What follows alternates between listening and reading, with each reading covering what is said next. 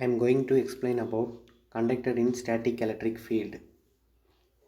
Introduction. Conductor is a substance or object that allows electricity to flow through the low resistance. Conductor impels that outer electrons of the atom are loosely bound and free to move through the material.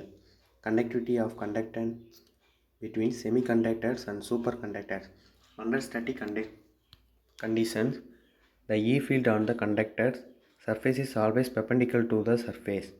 Under static electric field, assume that some positive or negative charges are introduced in the interior of a conductor and electric field will be set up in the conductor. The field exerts a force on the charges and makes them move away from one another. This movement will continue until all the charges reach the conductor surface and redistribute themselves in such a way that both the charge and the field inside vanish.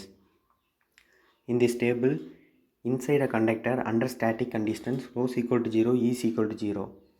Since E field can be expressed as E is equal to minus delta V. If E is equal to 0, the integral of V must be a constant.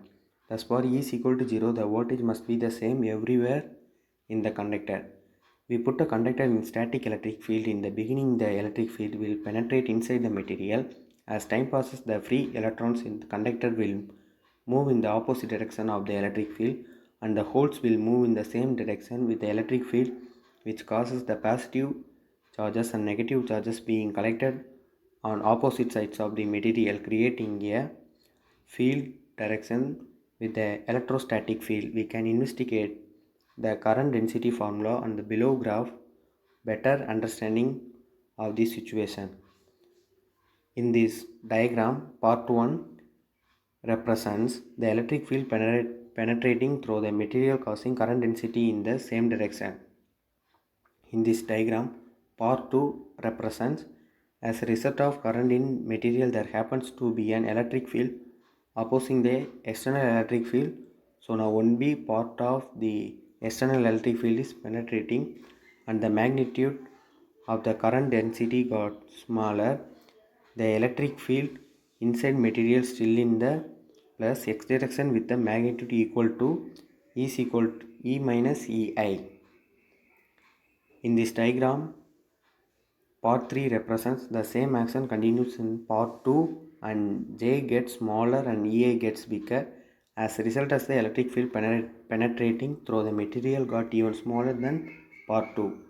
In this diagram, part 4 represents E is equal to I, which means that no more electric field in the material and the current density is 0. We can see that negative charges are collected on the left side and positive charges on the right.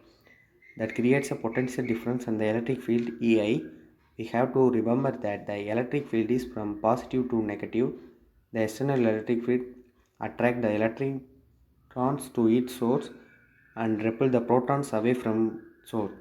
The charge distribution on the material depends on the shape of the material, and there will be never component of electric field on surface because it would cause charges on surface to move. This means under static condition the E field conductor surface is everywhere normal to surface, which makes its surface an equipotential surface. In this diagram represents there is another conductor in the static condition E equals EI, so that the net electric field inside the material is 0.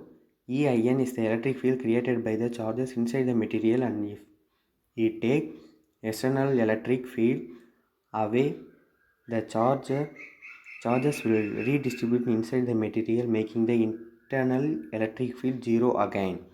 The redistribution process takes a certain amount of the finite time depending on the conductivity of the material.